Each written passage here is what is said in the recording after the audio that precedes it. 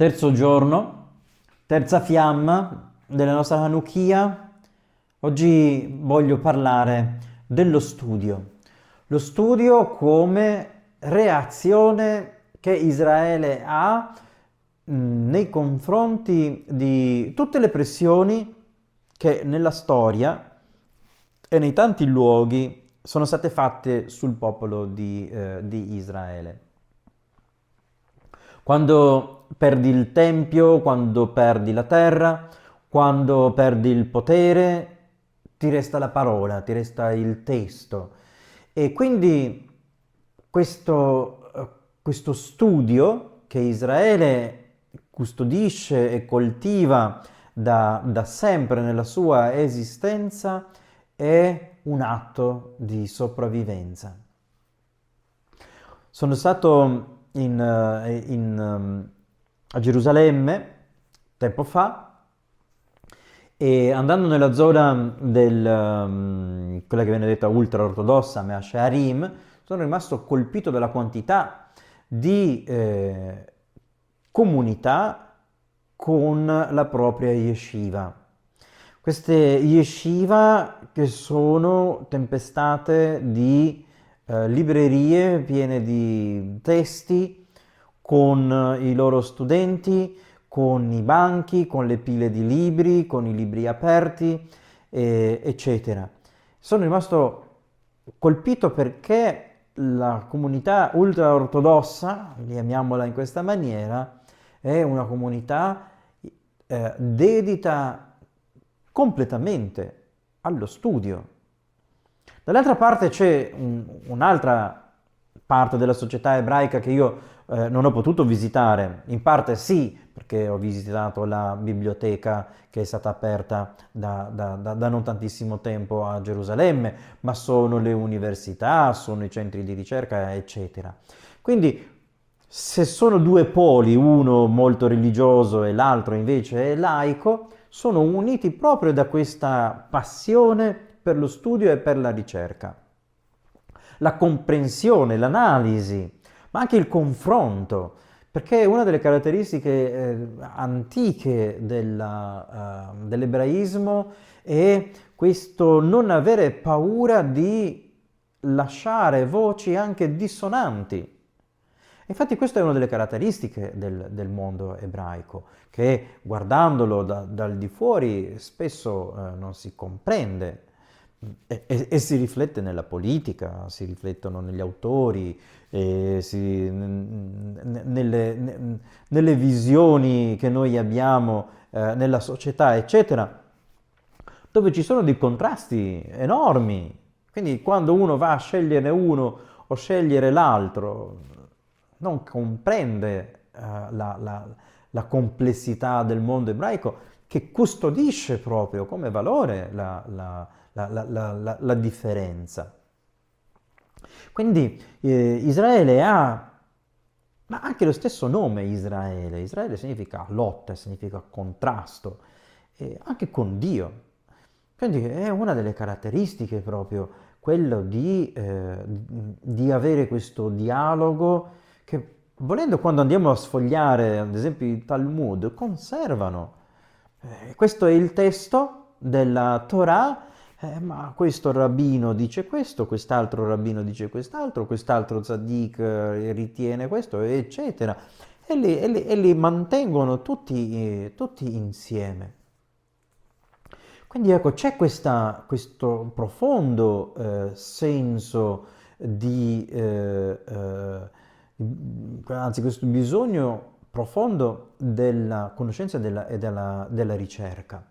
Ed è stato storicamente un modo per Israele di reagire a tutte quelle oppressioni che ha avuto. Il sapere quasi, dicendolo con uno slogan, una patria portatile. E quindi non c'è paura del dubbio, delle domande, c'è la paura dell'ignoranza. E questo studio che viene anche fatto, ad esempio nelle yeshiva, non è uno studio che è fatto di memorizzazione passiva, no, e invece la conoscenza delle varie voci che vanno a creare un coro di opinioni. E questo dà al mondo ebraico anche uno spessore e una profondità sorprendente, che noi dobbiamo avere sempre anche presente questo qui quando leggiamo la Bibbia, perché la Bibbia è testimonianza di questo coro di voci. Un altro aspetto è guardando Israele e vedendo come viene anche presentato come una specie di monumento del senso di colpa dell'Occidente che crea lo Stato di Israele come il monumento alla colpa e alla ferita. Israele non lo vive in questa maniera assolutamente. Israele è uno Stato estremamente vitale, estremamente vivo, con una sorprendente dimensione di soddisfazione di vita. In Israele la gente è felice e questo è un qualche cosa che ci sorprende. Gli ebrei dicono: noi non abbiamo la possibilità di permetterci il lusso di essere pessimisti. E questo noi lo vediamo soprattutto nello studio, perché lo studio è costruzione di sé, costruzione della propria coscienza, costruzione della propria cultura, della propria spiritualità, della propria umanità. E quindi quando Israele decide di costruire il proprio Stato, nascono università, nascono laboratori, centri di ricerca e la conoscenza non resta soltanto teorica, ma invece diventa acqua, diventa agricoltura, medicina, tecnologia, diritto, etica, e diventa premi Nobel, start-up, brevetti internazionali.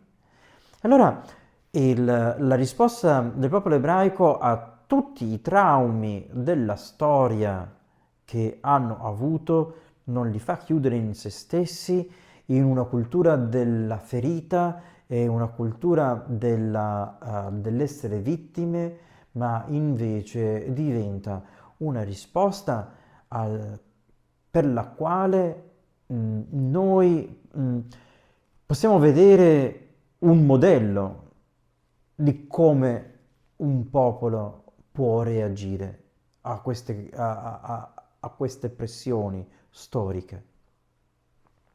Quindi sì, da una parte vediamo in queste due poli delle comunità ortodosse e quelle laiche, troviamo due poli.